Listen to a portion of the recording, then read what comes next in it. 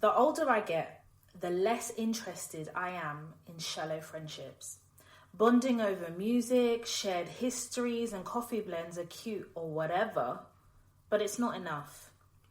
I'm too complicated, too busy, too thoughtful, and go through too much not to have friends with depth and integrity.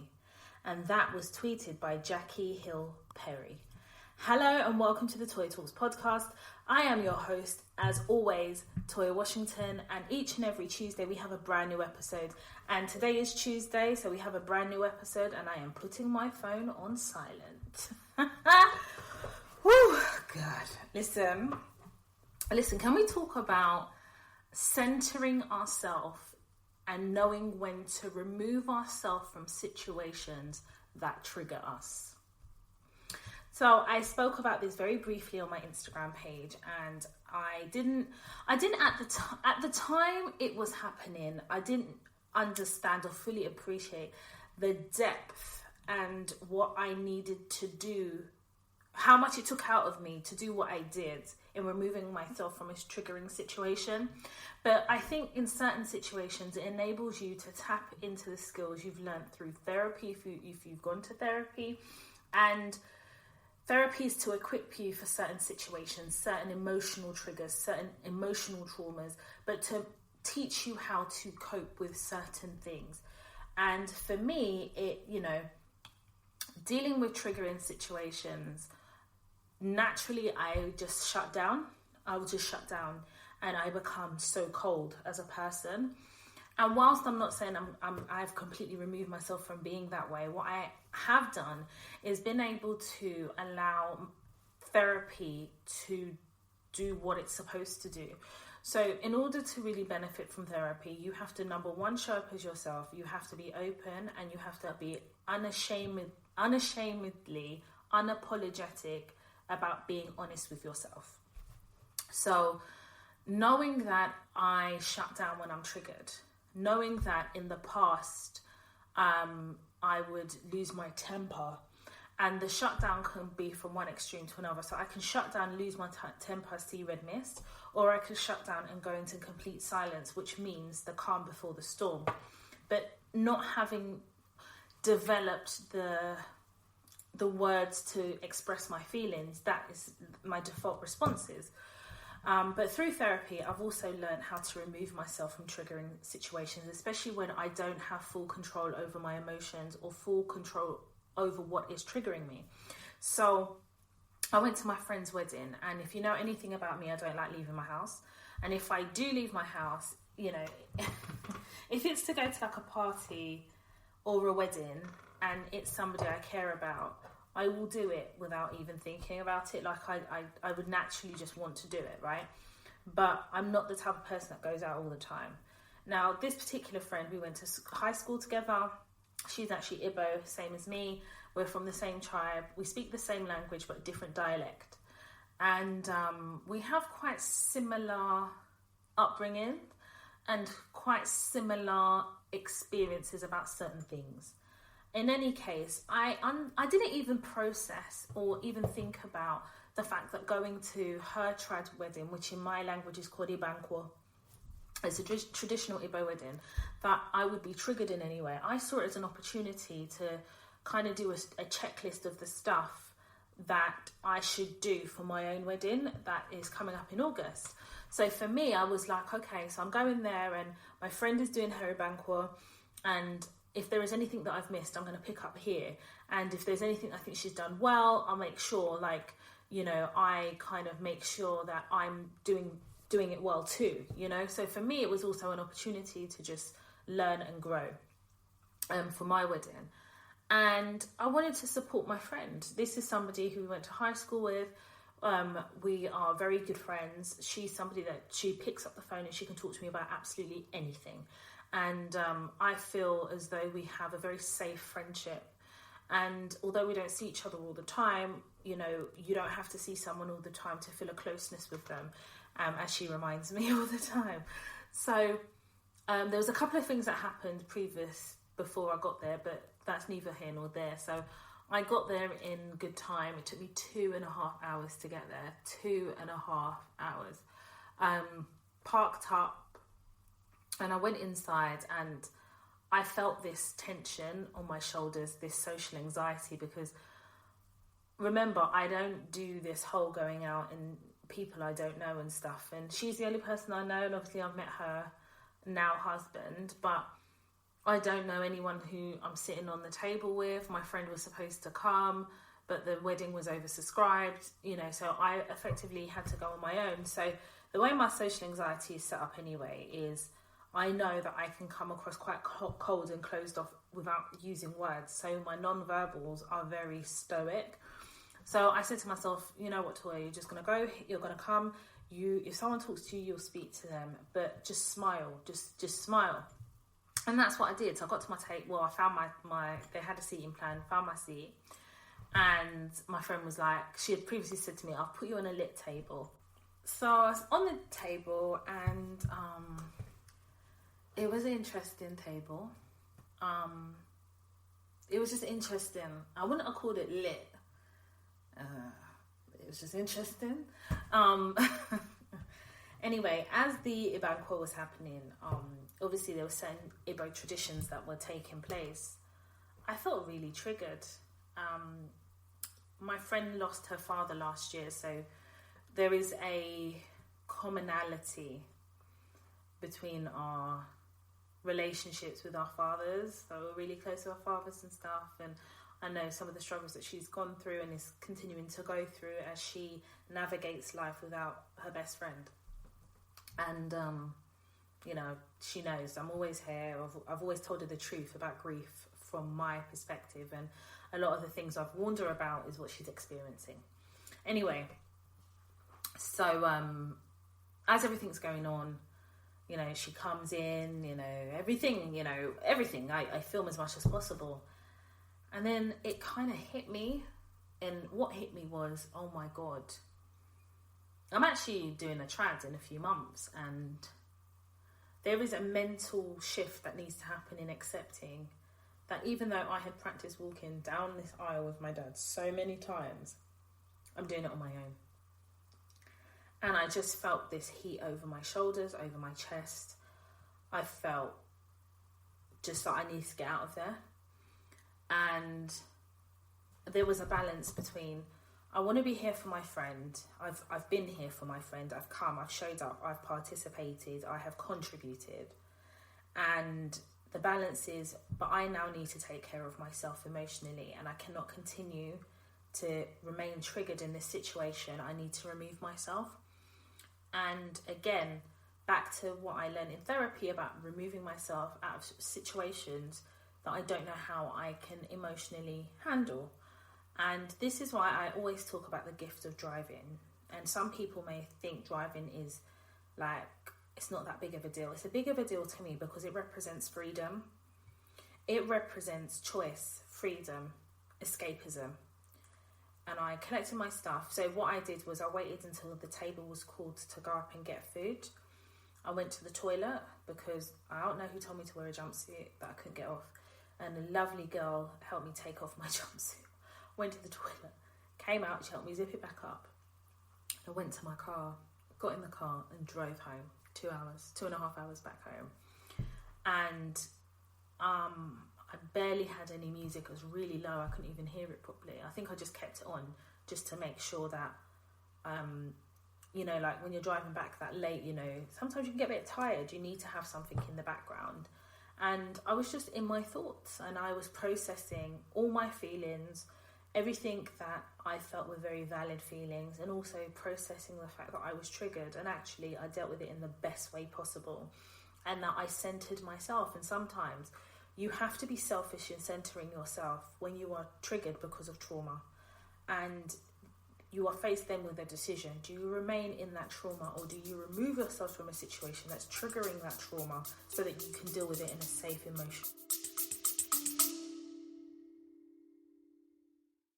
On the Future is Freelance podcast, we believe freelancing is the future of life, work, and everything. So whether you're brand new to working independently or you're a seasoned pro, we'd love you to listen. Every episode unpacks new ideas on how to make your future freelance. Whether you need to achieve business minimalism, survive a solopreneur crisis, or find the right digital nomad visa and community, we've got you covered, alongside actionable insight on everything from finding gigs to outsourcing support services, even mastering TikTok with no dancing required. Subscribe to The Future is Freelance on your favourite podcasting app via the link in your show notes.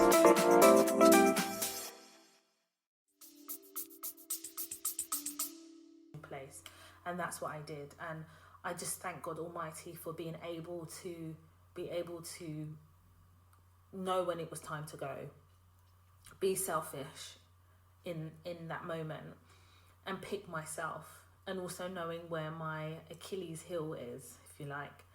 And so I feel I'm fine now, and I've just accepted that I'm gonna have to do obviously more centered therapy leading up to the trad and after the trad as well, because it's layered for me. It's layered that my dad, and kind of rehashing some pain, and also knowing that I have a very, very dysfunctional relationship with my mum, and knowing that I've given her opportunities to show up for me. I've given her an opportunity to come to the wedding, which is massive for me, because I didn't want to cheat her out of the opportunity of coming to my wedding, knowing that I'm her only girl. And at each time she's chosen toxicity. So that's it. I gave you 2 chances. You threw them away, and that's it. You're not getting them anymore, so you ain't going to be at my wedding, and I don't want you there. And there is a peace I feel in knowing that I've made that decision. But the reason I talk about this is I just think it's important that we understand where our triggers, understand when we're triggered and where our trauma sits, and knowing when to remove ourselves from certain situations, and understanding that when you're removing yourself, you're safeguarding yourself. That's what I see as self-care, because I think a lot of us are used to sitting in our trauma, and a lot of us are not necessarily used to understanding that we're still in charge of how we deal with the situation when we're triggered. So hopefully that lends itself to somebody who needs to hear that. But yeah, that happened a couple of days ago, actually 2 days ago, so I thought, I'm going to share that. So for those of you who don't know, obviously I picked up I say picked up like I just went to Sainsbury's and picked it off the shelf. But I've got a new contract, and I'm still consulting for the other company up until June. And they basically, I'm only like consulting once a week, but obviously they have me on a retainer Monday to Friday. So I bill them Monday to Friday. But I just thought, right, I can take another consulting role Monday to Friday, and it's quite a senior role. I don't have any line reports. Even though initially there was a discussion that would happen, but upon starting I reiterated the point that I didn't want that, but I will be giving junior members of staff training in contract management, so that's kind of like the happy medium, that's the compromise. But I wanted to share something, because I feel like, okay, so maybe this is probably a better question. What do you think are some of the worst things about a job? Like working, what's like the worst things? For me, it's like your first day or your first week. I think that's like the worst part of a job, because you don't know anyone, you don't know anyone's name, you're awkward as hell, there's all these acronyms that you don't know, and then you're trying to read all these people who are looking at you like, what is this black woman doing here? What's she gonna do? And then you can see all their preconceived judgment and notions in their eyes. And at the same time, you're trying to navigate and bloody get paid. Let's be honest, right?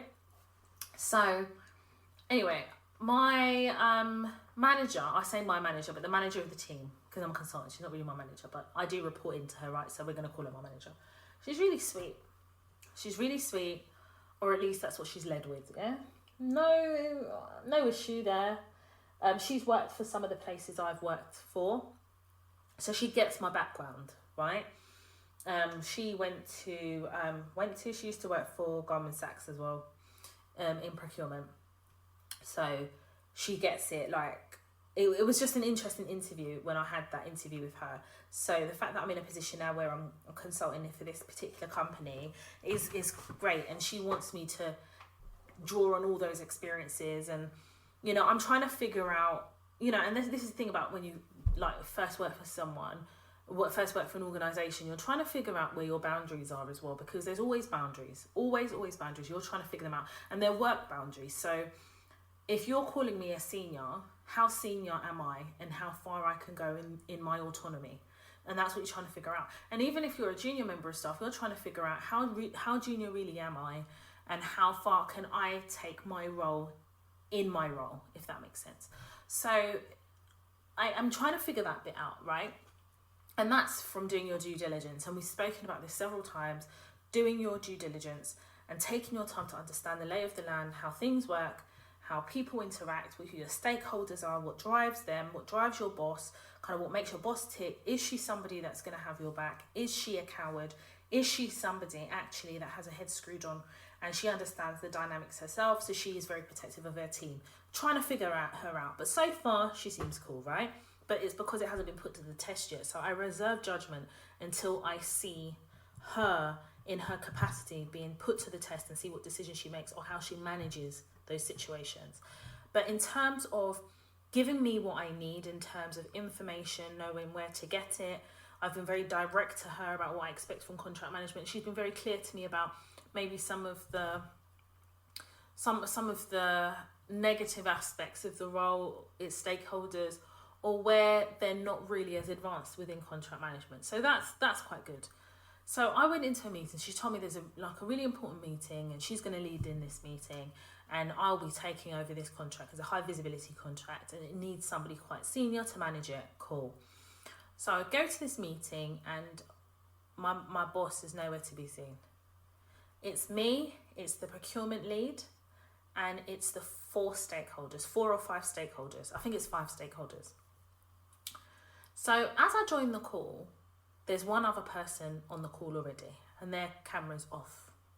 So for me, when I go on Zoom, MS Teams, Google, whatever it is, I always go into meetings with the camera off first. So then the person said nothing to me. So I said nothing to them. I'm the person that's new. Do you know what I mean? Like, I feel like when there's a new person, it is your job to make them feel comfortable. But it's not an obligation to make them feel comfortable. But what I'm not going to do is make it easy for you to continue to make me uncomfortable by acknowledging your stupidity. No, we could do silence. We can do silence. So the other stakeholders started to join, and they all said hello, and they were naming each other's names as they said hello, and they ignored me. And then the procurement lead joined the call, said hello to everybody, but ignored me. Now we've got so there's 5 stakeholders, 1 procurement lead. So the procurement lead is a white man, and 4 white men and 1 white woman. Yeah. Bearing in mind, all they can see is my name and my initials. There's no picture on there. And the meeting starts. They've They've said hello to each other. They've named each other's name, which I thought was really weird. Hi, this one. Hi, this one. Hi, Tom. Hi, Sally. Hi, Sarah. Hi, Karen. Hi, Richard. Like, you're really going through everyone's name just to let me know that you're not acknowledging me. And that's that white violence that I talk about all the time. It's this thing, and it's a microaggression. But then it's a microaggression that becomes a macroaggression when you make it so blatantly obvious that you're singling me out as somebody who you're not willing to acknowledge. And every single one of you have done it. Cool. What I will always say is, even if this was face to face, I would manage it in the exact same way, because I have done several times before. So as this meeting's going on now, obviously my boss isn't there, and she is the head of and director of contract management. So obviously nobody else there is contract management apart from me. So they're all talking, they're going through the agenda, which my boss had put together and had shared with me. She'd shared with me the pack, everything. And I'd read that pack inside out. So the stakeholders are asking the procurement lead certain questions. He can't answer them questions because he deals in procurement. But he is wrong and strong, and he's steadfast. So they're going round and round in circles, and I'm sitting there thinking, what a bunch of flipping wallies. Like, you know, they just... It's funny how white people will stay strong in their wrongness for as long as possible, insofar as they don't want to acknowledge you. These people hold on to it though. This is how they're holding on to their slavery memorabilia in their statues of slavery. That's how they hold on to making you feel uncomfortable at work. Anyway, as I go around this, I thought, you know what, let me just put them out their misery, stupid dicks. So I said, hi, I would expect that if you are going for a kickoff meeting with the supplier, I would expect a process flow for XYZ. And actually, it's the supplier that's supposed to provide it, because we are contracting them to provide us services and we're the customer. And therefore, in the initial meeting, I'm going to request XYZ, XYZ, XYZ. And they all went quiet. Then suddenly they know my name. Okay, thanks, Toya. Okay, I'm going to make a note of that. Toya, do you mind, then I can't remember what exactly you called it, but can you write in the chat? Toya, I heard my name about Toya.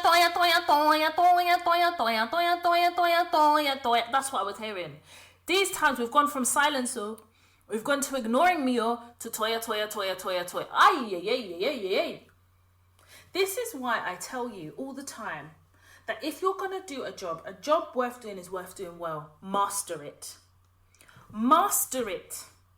Because these white people, because it's white dominated industries, so it's white people, non-black people, they don't want to see us, because even when we're there, they act like they can't see us. My name weren't even Casper. My name was Air. I was carbon dioxide. You couldn't see me, but you know I'm there. That's how they were treating me. Toya in her 20s, I used to take that shit personally. It used to hurt my soul. Oh my God, I just want to be seen. So I just say something so they acknowledge me. Hi, I just want to introduce myself. My name's Toya. No, they don't give a shit. They know your name's Toya. You're in the room. They can see you. In this case, they know your name's Toya, because they can see on MS Teams. They know you joined the chat. No, I'm past that. Because I know the value I hold, because I've worked hard, as we all have as black women, to get to where we are. I know contract management like the back of my hand, because I'm a subject matter expert. And this is why I say, as black women, you have to strive to be an expert in whatever it is that you do. Because there is always a Karen, a Richard, a Peter, a Sally, a Sarah that's willing to pretend that you're not there, or willing to undermine you, or willing to make you look stupid if it means that it makes them feel comfortable to be around you. They knew, listen, it's the unspoken thing, yeah? They knew that for my boss to bring in me, that I'm substance. They know that. They must know, because she is definitely somebody of substance, huh? Her credentials are... She's a white woman that's a subject matter expert. She's a white woman that understood her assignment. She knows it better than them. And they've got attitude. This attitude. How can you have attitude? Like, you've just woken up, you've got attitude problem. And why? Because a black woman is on a call and you want to make her feel uncomfortable because you don't have a voice in your own home. Your wife is treating you like shit. Your husband ignores you and is cheating on you with your best friend. And you decide to bring that baggage to work to make black women, this one, uncomfortable. Get the fuck out of here. Get the fuck out of here. So then, as the calls continue, and obviously I've said what I've said, my boss pops up and she's like, I'm so sorry, I'm late. So the procurement lead then catches my boss up. And everything that I said in a recommendation, he's now saying it like he said it. And I'm sitting there like, well, that don't surprise me. Colonialism, they feel like they own shit. I mean, you only have to go to the British Museum to know what they're willing to steal. So it doesn't surprise me that my man's just stealing everything I said and passing it off as his own. I'm not bothered. I'm just sitting there thinking, all right, cool. So what that tells me about you is that you're really probably a bit shit at your job, and you probably find me a threat, hence why you're not able to stand on the rock of what you were saying. And rather than acknowledge me, you're choosing to still pretend I don't exist by taking what I've said and passing it off as you say. I don't even care at this point because I'm like, I get paid for today, so whatever. So then my boss says, oh, have you all introduced yourself to Toya? Crickets. So you know what I did, innit? I switched my camera on. Oh, you think I'm black because of my name. It sounds very black. You're going to know I'm black. I switched my camera on and I was very close to the screen because I wanted them to see my pupils. Yeah. I said, oh, let's call my boss Rachel. Oh, Rachel, no one's introduced themselves to me. It would be useful to know who the key players are on this call. That's what I said. Oh, you want to go macro? I'll go micro. Oh, yeah. Because microaggression in the way that white people do is violent. Let me bring my own violence. Okay. Nobody said nothing. So then my boss, it's like she picked it up, right? Then she said each of their name and they had to explain to me what they do. Imagine that, the irony. They had to explain to the black person who they were ignoring, who they were pretending didn't exist. They had to come and tell me who they were. Imagine. One of them, he wasn't chewing wasps, he was chewing a brick because he didn't want to do it. He introduced her. Everyone introduced themselves. So then, yes, our resident Karen says, oh, Toya, can you tell me a little bit about yourself? I said, well, yeah, I guess so. My name's Toya and I have been a senior commercial contract manager for, almost 8 years now. And I am a career consultant and I've worked and I named everywhere. And I'm here to kind of revamp contract management and make sure it's fully integrated in all the departments so that people appreciate and understand the importance of contract management and ensuring that all the contracts are managed to a high standard.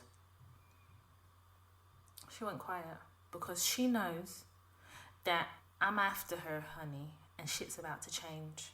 You see, I had to set the tone for them to understand that, we can do collaboration, or I'm happy to collaborate, but you didn't lead with collaboration. So not only am I leading with a collaboration, I'm going to lead with authority. I'm going to be the voice that you tried to pretend didn't exist in the room.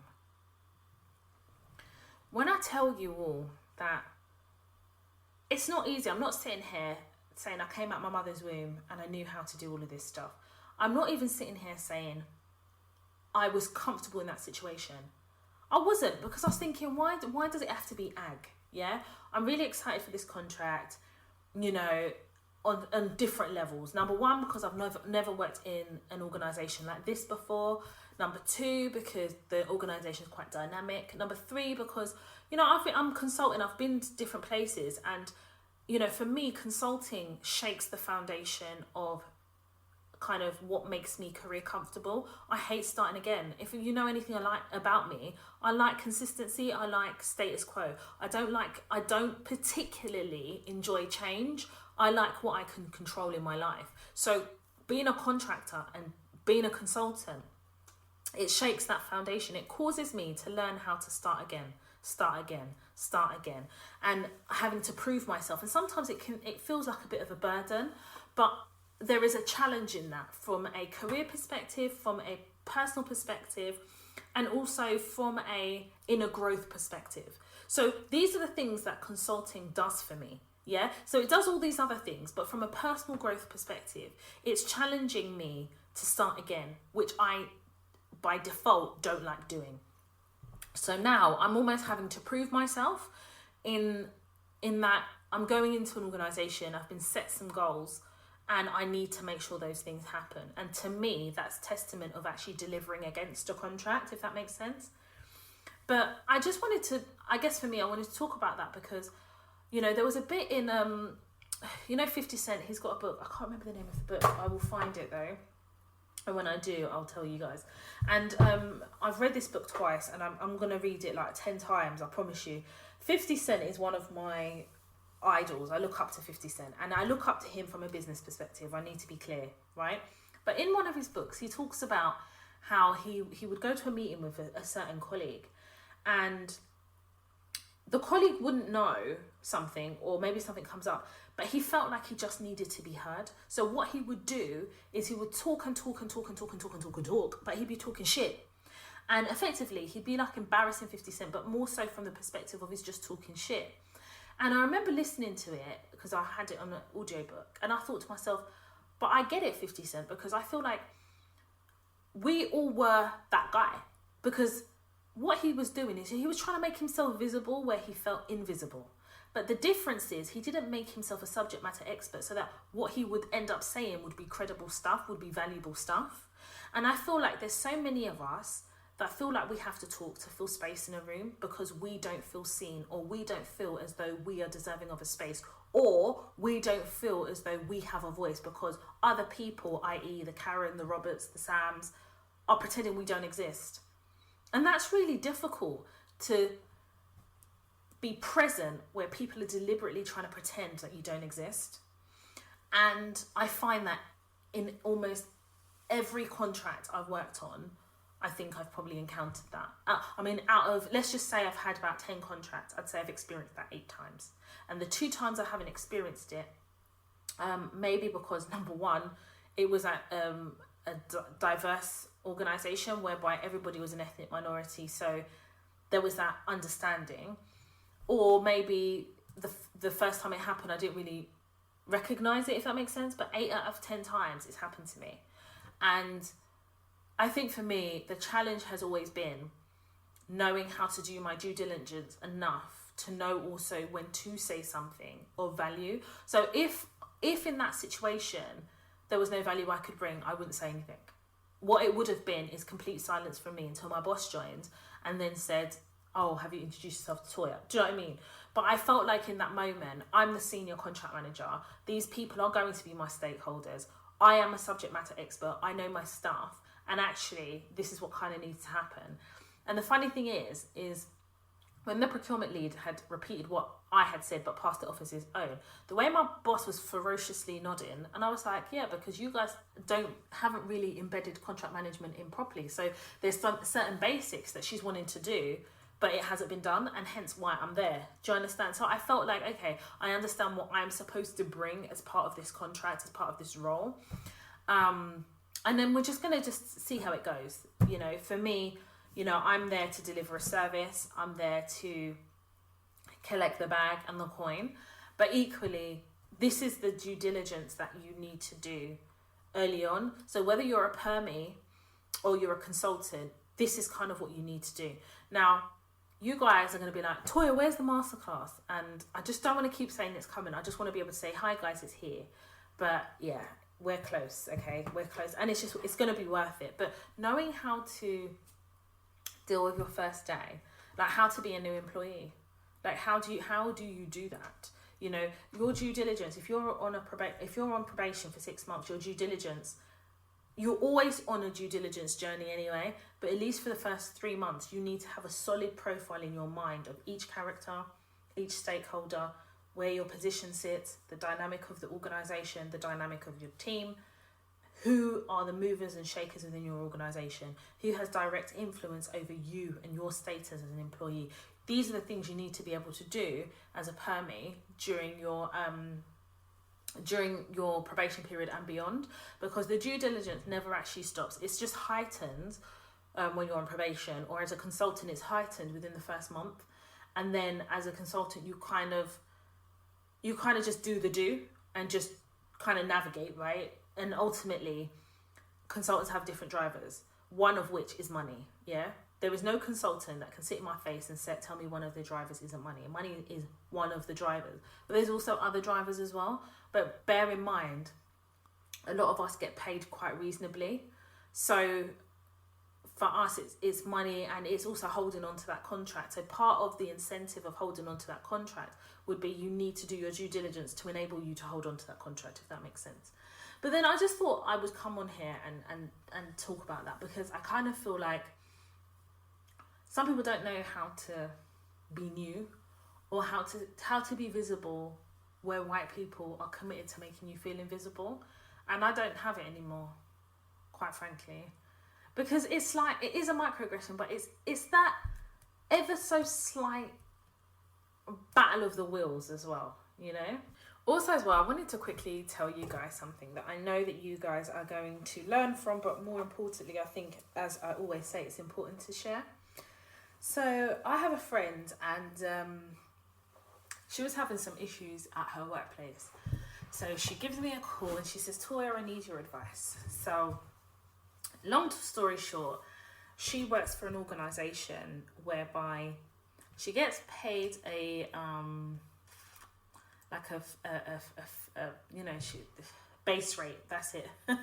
A base salary. So she gets a base salary, and then she's supposed to be paid bonuses or commission based on. So she works for a developer, and she gets paid commission for every house she sells. Now, what I didn't know is that she never actually got her commission letter.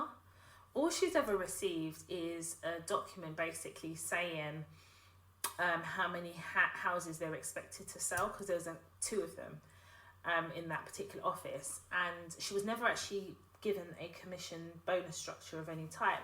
So for example, she knows within her contract they talk about bonuses being discretionary, and obviously that's what businesses hang their hat on, to not feel obligated to give you any type of bonus or commission, because they say if it's discretionary then it's up to them to make the decision. But what organizations are not realizing is, if a employee comes to you and says, okay, it's discretionary, but what would be the criteria in which you would then use your discretion on? If you move the goalpost, you keep moving the goalpost, they can take you to court. An employee can take you to court for unlawful deduction of wages. And basically, this is what I said to my friend. But there was a whole host of things that I wish my friend had come to me earlier, but I think it's her stubbornness, and I think part of it as well is maybe she felt slightly embarrassed because she knows about Toya Talks. She herself is not a black woman. She is Romanian, and she's one of these people that she works really, really hard, and I know she listens to this podcast, but she's given me permission to talk about this. She works really, really hard, but she's stubborn. And sometimes she's so stubborn that she prevents herself from being able to get certain things. So, for example, she had waited so far into her situation to come to me because of stubbornness, maybe slight embarrassment, but I think stubbornness is probably 80% of the reason, and I have said that to her face, and she started laughing. So when she'd come to me, she said basically she's been working at this place for over a year and 6 months. She's never received her commission or bonus structure. And every time she sells these houses, they move the goalpost. So they'll say, okay, well, you've sold these houses, but you need to sell the add-ons as well. And if you don't sell the add-ons, then we don't consider that you selling a house. And then when she sells the add-ons, they'll be like, well, you've only sold 1 house, you need to sell 5. You know, that type of thing. Within her employment contract, they reference certain documents that they've never given to her before. And she's waited a year and 6 months to get to a point now where she's having issues with them. She's not getting her bonuses. They're making life quite difficult. Then she's now deciding, actually, there's all these other documents you promised you were going to give me, or you reference in my contract, but you haven't done it. So at the point in which she came to me, she just had enough. And now her emails are being ignored. So she basically drafted a grievance complaint. So she sent me the grievance complaint and all her evidence. And her grievance complaint was littered with emotions, okay? It made me feel I was enraged. All that kind of subjective, those quite subjective words and quite justifiable words, right? Because that's how she felt. But it was so emotive. In fact, her grievance complaint spanned over 7.5 pages. And it was 7.5 pages of complete ramblings of an angry employee. And I said to her, the ramblings of an angry employee is bullshit to an employer who is causing you the stress that has now caused you to draft a complaint. They don't give a shit about how you feel. And as I was reading it, I read all her evidence, and it was so confusing, and she jumped between this person, this. So I said to her, I want you to provide me a timeline of when things happened, and you can only do it on 1 page. And she was like, Toya, I was like, just do it. So she did the timeline, did it on 1 page. And then I reworked her grievance complaint, and I reworked it to 2.5 pages. Removing the emotion, sticking to the facts.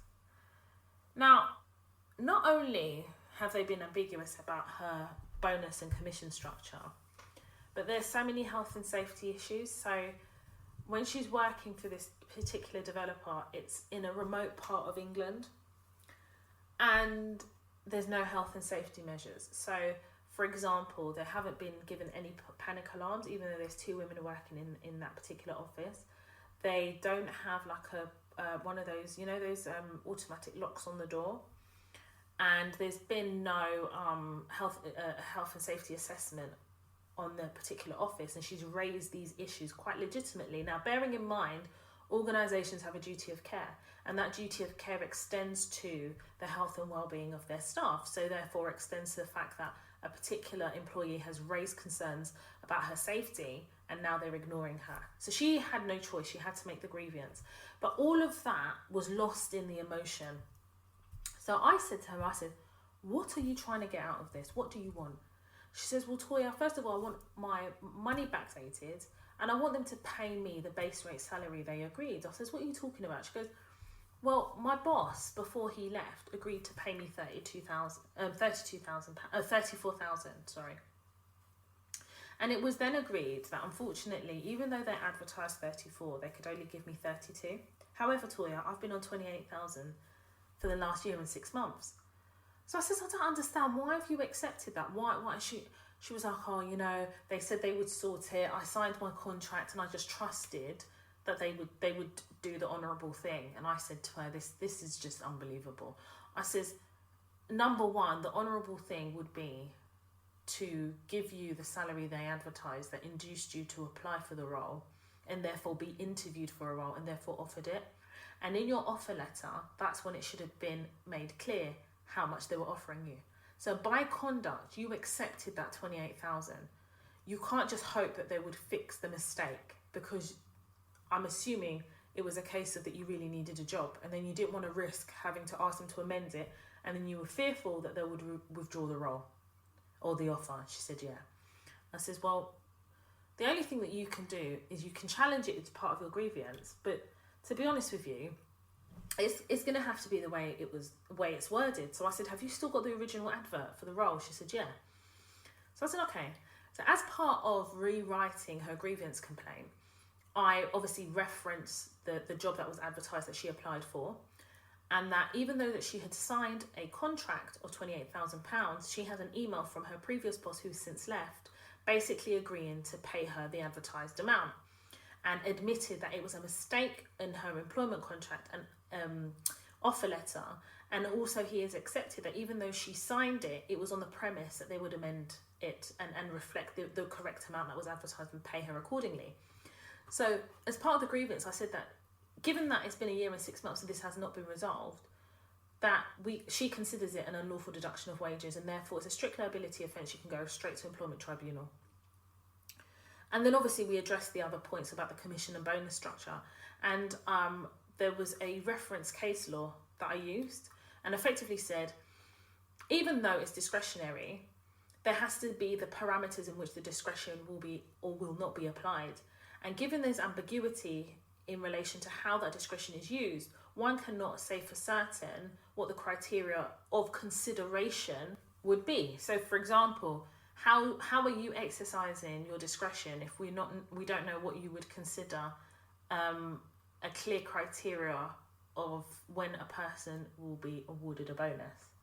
So she drafted all this stuff, sent it to them, and they basically said that they'd had an independent person investigate the grievance, and it wasn't upheld. So they basically said, we don't find any fault in what we've done. So I said to her, don't worry. She was pissed, huh? I said, don't worry, you're going to appeal? And I said, because when you appeal, somebody else is going to look at it. And what you're not realising is, if you end up in employment tribunal, all those people who have rejected the appeal, they're going to have to go to court and be cross-examined. The judge is going to ask for certain things. They're going to ask for the reasons for them rejecting your grievance complaint. I said, trust me. She said, okay. So anyway, she did an appeal.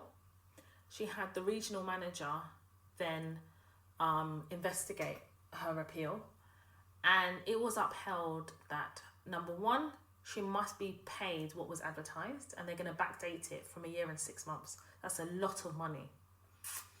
Secondly, the bonus structure, they said that given that they didn't give her bonus structure breakdown, that this element of it is under review, but they take into consideration the fact that they've been moving the goalpost, and she has sold X amount of houses and therefore is due commission on that very basis.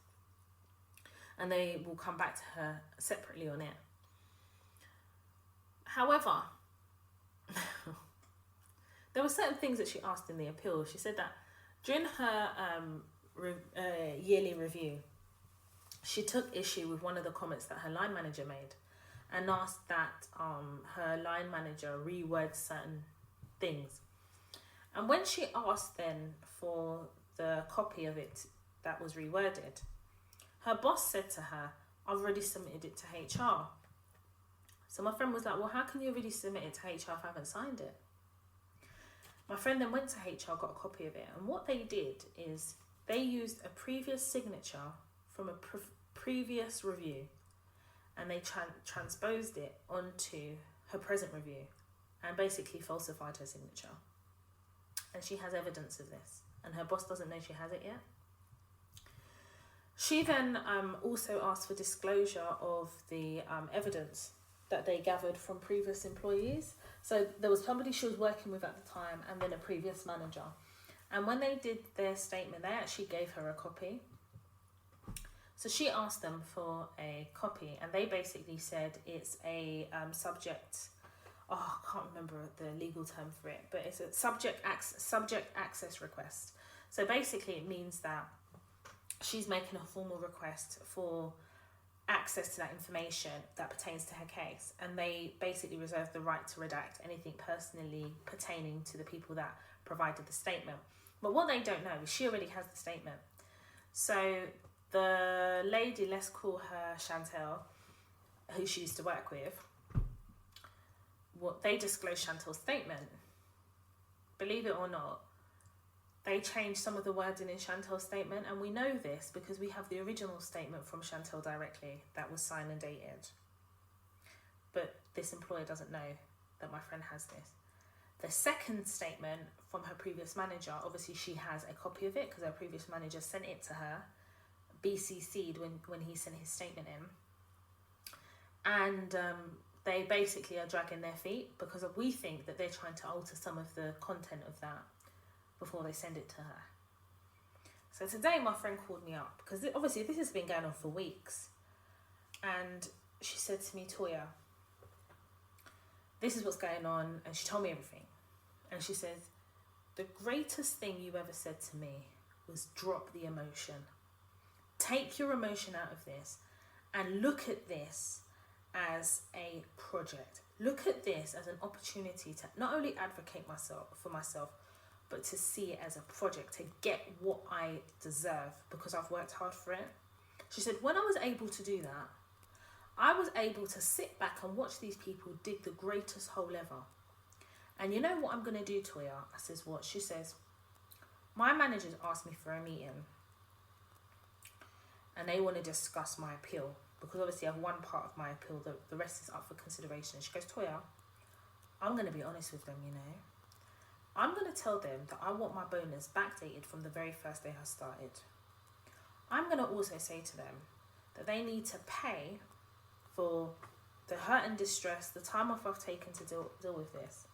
And although they're doing the health and safety stuff, I want them to give me compensation for the negligence in not adhering to health and safety and their legal duty of care towards me. I'm going to give them an opportunity to settle me out of court. If they refuse, Toya, I'm going to an employment tribunal and I'm going to win." I said, "You will win because the evidence is overwhelming." You see, this is what happens when you're dealing with human resources who do not know what the fuck they're doing. The human resources that she made the grievance complaint to initially is not the same human resources. It's a different region that is now dealing with the appeal. And you can see that their processes are not the same. It's the same company, not the same. So when she asked for disclosure of certain documents from one HR department within her organisation, she was given it. Then when she did her appeal, the other one is saying it's a subject access request and asked her to make it official. They're not even following their own guidance and guidelines and policies of the organisation. And just because it's a different region doesn't mean it's a different policy. It is one organisation. Secondly, falsifying information, forgery, it's actually a criminal offence. And I said to her, if you're going to put it all on the table and ask them to settle you, I suggest you bring the evidence of it, let them see it, and take that evidence back with you. She said, Toya, I want to do it face to face. I said, no. I said, no, you don't need to do it face to face. You can have the same meeting on MS Teams and ask that you record it. If they say you're not allowed to record it, tell them you're going to be taking a transcript. Because what you don't want to do is people that are willing to falsify signatures and falsify documentation. This is not the people that you go on one-to-one meeting with. I've told her, I said, stop going into these meetings one-to-one with these people. Because you have to use a long spoon when you're eating with them. They're dangerous. So, long story short, my friend, who we're going to call Emily, is having that meeting next week where she's going to lay it all on the table. She doesn't want to go to an employment tribunal, but she said that she doesn't mind if she has to. Because if it means that she gets to make it abundantly clear in a court about this particular... And the company she works for is quite a reputable company. It's not fly by night though. It will make the press because it's actually that serious of a company. But what I love is the fact that she's taken her emotions out of this situation. And what's happening is all the evidence is just dropping into her lap. Literally dropping into her lap. She's keeping an audit trail. She's summarising meetings.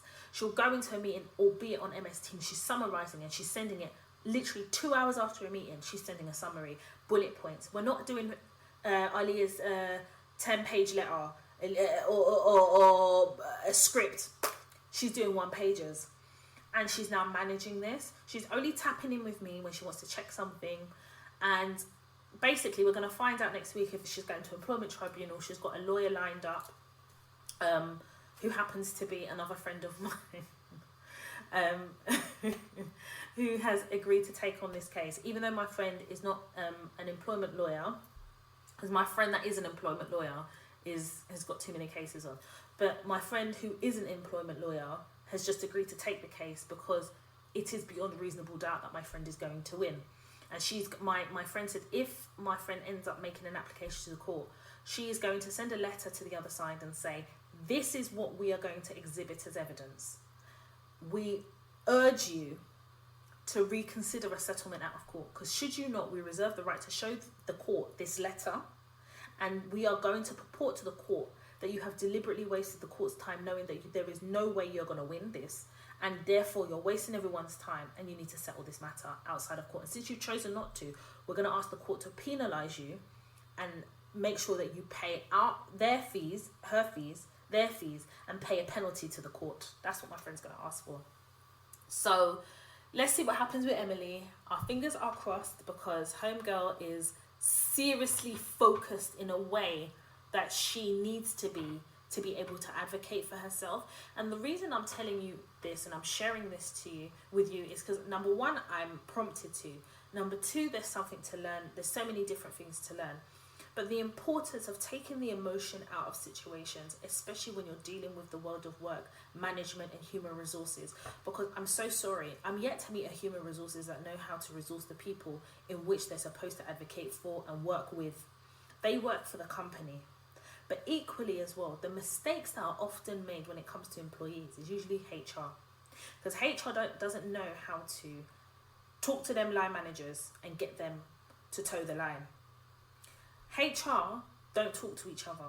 They interpret what they want to do, how they want to do it, depending on how the line manager has interpret things to them. Half the time, they don't even know their own policies in which they're supposed to adhere to. And as employees, as contractors or consultants, whatever, you need to understand your contract. You need to understand your job description. And you need to know the policy in which you're willing to invoke to advocate for yourself. Because when you're talking about health and safety, most organisations have health and safety policy. They have a duty of care to safeguard the health and safety of each employee. And if you're not doing that, you're breaking the law. Now they've got an independent occupational health person going into my friend's organisation to do a risk assessment. So they did one risk assessment, and my friend asked for an independent person, because I think it was an internal person. She asked for an independent person. And she gave a statement to the independent person. So that independent person will attend their offices, I believe, beginning of next week to do the proper risk assessment. Obviously, they had to take a statement first. And then they're going to go in, and they are going to find in my friend's favour, because at the very least, she should have been given a panic alarm, because apparently it's in their policy. So they haven't even adhered to their own policy. And now you're spending money getting it independent. It's just madness. You know when they're trying to be wrong and strong, even though you know you're going to pay. And the more wala you're bringing to my friend, the more she's taking notes. That my friend really is focused on a different level, because I feel like she was hoping to find a way to work with them. And she tried to avoid this at all costs. Then I think when she realised that she'd have taken a piss, and she's selling all these houses and she's not making any commission, even though it's a commission-based role plus base rate, plus her base pay. How are you relying on discretion to not give her a bonus? So in what situation would you rely on discretion to give her bonus? They don't want to say. Now, there's a new person that's joined the organisation that she works in, and they have been given a commission structure. That person happened to have left that on their desk. My friend slipped it, photocopied it, and put the original back. Yeah. Then when my friend said, when they ask, oh, how did you get this? My friend's just going to say she saw it on a photocopier. Say that she didn't see it there. Say it. Anyway, hopefully you've learned from that. And it was really important that I shared that with you guys, because I feel like sometimes you want to go in all guns blazing, and sometimes you have to take that step back. And I've always said on most episodes, I say strip the emotion out of it. Strip it. Even when you're sending me a dilemma, strip the emotion out. I don't want a 4-page letter, let's not do that. Stick to the facts. Your emotions, your feelings are valid. But when you're dealing with people who do not want to see black people win, how you feel is not going to get them to do what you want or get the outcome that you want. And that's on period. What needs to happen is facts. Facts, notes, evidence. Facts, notes, evidence. There was something that my friend said to me the other day. She says, Toya, my burn folder is burning hot and piping, and I'm going to serve them the burn folder next week. I said to her, you're going to keep some stuff to yourself? She goes, of course.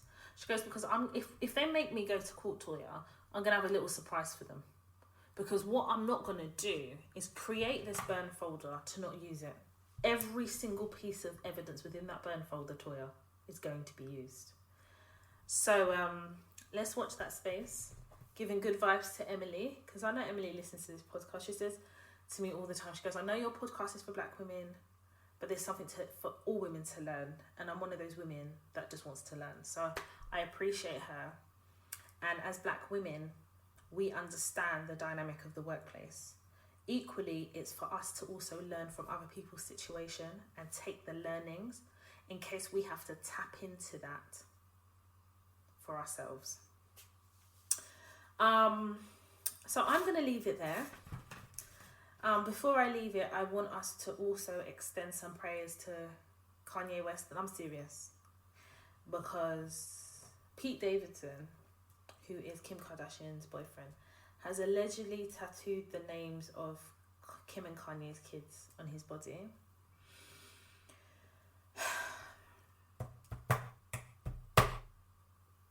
I'm just going to need someone to make that make sense. Especially because I've been watching the new Keeping Up with the Kardashians on Hulu. And the way they have mistreated Kanye, even though Kanye managed to get the sex tape or whatever tape he got, allegedly, back to Kim Kardashian, even though they weren't together. And I'm not saying even though as if they were together, if they, I'm not saying it like that. What I'm saying is, I'm not saying Kanye West is perfect. He has his faults. But the level of disrespect that's being levied against him is just aggressively violent. And Kim Kardashian has never known her boundaries. She never knew her boundaries in the black community. She never knew her boundaries within herself. She doesn't know her boundaries full stop. But you're allowing your boyfriend to tattoo allegedly the initials of your kids. The same kids that you share with Kanye West, the same kids that he said he doesn't feel comfortable introducing them to your new boyfriend. Let's extend our hand to Kanye West. Next week, we're going to be talking about The Real Housewives of Lagos, because we need to talk about that show. And if you're not watching it, please go and watch it. I'm watching it on YouTube. I know, but I can't find it anywhere. And Showmax is only available in Nigeria, I believe. So I'm watching it on YouTube. So make sure you go and have a watch of it. So if it's over 45 minutes, it's usually a full episode on YouTube. Oh, it's so sad. And we're on episode 3, season 1 of Real Housewives of Lagos. Obviously, the Real Housewives of Atlanta new season has started today as well. If you're not already watching, please watch Ultimatum on Netflix. We are going to have a podcast episode coming up about that. And I think that's it, really. I'm going to leave it there. Yes, I am. Thank you, each and every one of you, for listening. Thank you for joining as you do each and every Tuesday. If you're a new listener, welcome. Please acquaint yourself with all the new episodes. I say newer episodes, and all the older episodes as well, which are full of wisdom, I hope. Life lessons, education and learnings. If you want to follow me on social media, I've got my personal Instagram page, which is Toya_Washington. The Toya Talks podcast Instagram page is Toya_Talks. I'm also on TikTok, Toya Washington, which is all one word. I'm also on Snapchat, Toya Washington, all one word. Twitter, Toya_W, with the hashtag Toya Talks and Toya Talks podcast. And if you are interested on my YouTube channel, At Home with Toya, I am due to upload a new video. But yeah, go on my YouTube channel, At Home with Toya.